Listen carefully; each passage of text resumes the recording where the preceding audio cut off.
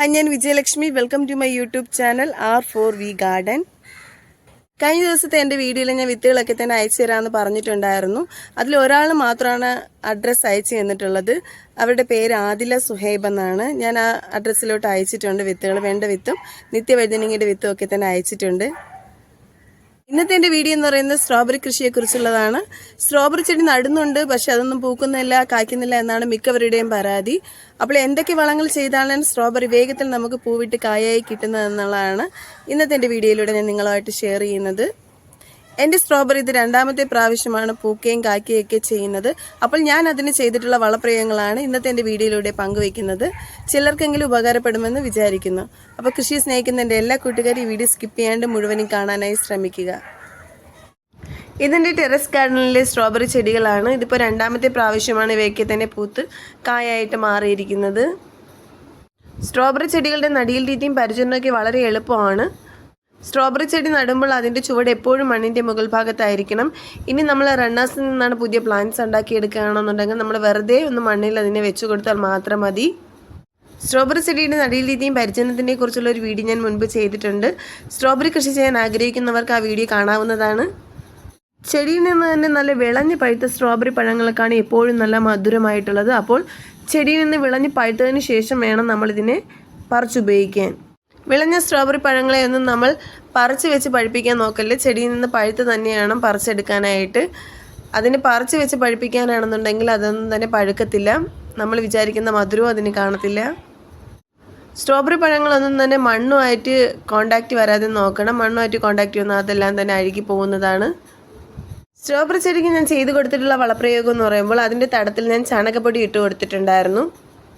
പിന്നെ ഞാൻ കൂടുതലായിട്ട് ഇതിന് കൊടുത്തിട്ടുള്ളതെന്ന് പറയുന്നത് കഞ്ഞിവെള്ളവും ശർക്കരയും കടലപ്പിണ്ണാക്കും ഉപയോഗിച്ചിട്ടുള്ള ഒരു വളമാണ് ഇതിന് കൊടുത്തിട്ടുണ്ടായിരുന്നത്. കൂടുതൽ അതാണ് ഞാൻ നൽകിയിട്ടുള്ളത്. അതിന് വേണ്ടതെന്ന് പറഞ്ഞാൽ ഉപ്പിടാതെ വേവിച്ചെടുത്തിട്ടുള്ള കഞ്ഞിവെള്ളമാണ് നമ്മൾ ഉപയോഗിക്കേണ്ടത്. അതൊരു കുപ്പിയിൽ നമ്മൾ എടുത്താൽ മതിയാകും.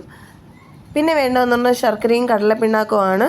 അപ്പോൾ നമുക്ക് ആവശ്യത്തിനുള്ള ശർക്കരയും അതിൽ ചേർത്ത് കൊടുക്കാവുന്നതാണ്. 2 ചെറിയ പീസ് ശർക്കര എടുത്തിട്ടുണ്ട്. പിന്നെ കുറച്ച് കടലപ്പിണ്ണാക്കും കൂടി എടുത്തിട്ടുണ്ട്. ഇതെല്ലാം കൂടി തന്നെ ഈ കുപ്പിയിലോട്ട് ഇടാവുന്നതാണ്. എന്നിട്ട് നമുക്ക് അടച്ചു വെക്കാവുന്നതാണ്. ഇതിന് നമ്മളൊരു 5 ദിവസം വെച്ച് പുളിപ്പിച്ചതിന് ശേഷം വേണം ചെടികളുടെ ചുവട്ടിൽ നേർപ്പിച്ച് ഒഴിച്ചു കൊടുക്കാനായിട്ട്. ഓരോ ദിവസം നമ്മൾ ഈ കുപ്പി തുറന്നതിന് ശേഷം ഒരു സ്പൂണിട്ട് നമുക്കൊന്ന് ഒരേ ദിശയിലോട്ട് ഇളക്കി കൊടുക്കാവുന്നതാണ്. അങ്ങനെ 5 ദിവസം നമ്മൾ ഇതേപോലെ ചെയ്യേണ്ടതാണ്. 6ാമത്തെ ദിവസം നമുക്കിതിന്ന് ചെടികൾക്ക് ഉപയോഗിക്കാവുന്നതാണ്. ഇതിൽ നിന്ന് 1 ഗ്ലാസ് എടുക്കുകയാണെന്നുണ്ടെങ്കിൽ അതൊരു 10 ഗ്ലാസ് വെള്ളവും ചേർത്ത് നേർപ്പിച്ച് വേണം നമ്മൾ ചെടികളുടെ ചുവട്ടിൽ ഒഴിച്ചു കൊടുക്കാനായിട്ട്. നമ്മുടെ വീട്ടിൽ ചോറ് ബാക്കി വരികയാണെന്നുണ്ടെങ്കിൽ ഉപ്പിട്ട് വേവിക്കാത്തതാണെങ്കിൽ നമുക്ക് മിക്സിയിലൊന്ന് അരച്ചെടുത്തതിന് ശേഷം അതിന് വെള്ളമായിട്ട് ചേർത്ത് നമുക്കൊന്ന് നേർപ്പിച്ചിട്ട് അതിനെ പുളിപ്പിച്ചിട്ട് ചെടികളുടെ ചുവട്ടിൽ ഇതുപോലെയൊക്കെ തന്നെ ഒഴിച്ചു കൊടുക്കാവുന്നതാണ്. കൂടുതലും ഈ കഞ്ഞിവെള്ളവും കടലപ്പിണ്ണാക്കും ശർക്കരയും ചേർത്തിട്ടുള്ള വളമാണ് ഞാൻ ഈ സ്ട്രോബെറി ചെടിയൊക്കെ കൂടുതലായിട്ട് ഉപയോഗിച്ചിട്ടുള്ളത്. കൂടാതെ കാലാവസ്ഥയിലുണ്ടായ മാറ്റം കൂടിയാകാം. മഴയുണ്ടായിരുന്നു, അത്യാവശ്യം തണുപ്പൊക്കെ തന്നെ ഉള്ളത് കൊണ്ടാകാം ഇതെല്ലാം തന്നെ പൂത്ത് കായായിട്ട് മാറിയിട്ടുള്ളത്. സ്ട്രോബെറി ചെടി വളർത്തുന്നവരാരും തന്നെ ഈ ചെടീനെ പുഴുത് കളയേണ്ടതില്ല. കാരണം എന്ന് പറയുന്നത് കാലാവസ്ഥ മാറുമ്പോൾ തണുപ്പാകുന്നതുകൊണ്ട് ഇതുപോലുള്ള വളപ്രയോഗങ്ങളൊക്കെ ചെയ്യുമ്പോൾ നമ്മുടെ ചെടികൾ പൂക്കുക തന്നെ ചെയ്യും. നമ്മൾ ആത്മാർത്ഥമായിട്ട് ആഗ്രഹിച്ച് അതിനെ നട്ട് അതിനെ നോക്കുകയാണെന്നുണ്ടെങ്കിൽ തീർച്ചയായിട്ടും അത് ഒരു ദിവസം പൂക്കുക തന്നെ ചെയ്യും. കൂടാതെ നമുക്ക് ഫിഷ് അമിനോ എന്ന് പറയുന്നത് നമുക്ക് കടയിൽ നിന്ന് വാങ്ങാൻ കിട്ടുന്നതാണ്. അതിൽ നിന്ന് 5 ml 1 ലിറ്റർ വെള്ളത്തിൽ നേർപ്പിച്ചതിന് ശേഷം നമുക്ക് ചെടികളിൽ സ്പ്രേ ചെയ്ത് കൊടുക്കാവുന്നതാണ്. ചെടികൾ പൂക്കാനും വളരാനും ഒക്കെ തന്നെ ഇത് സഹായകമാണ്.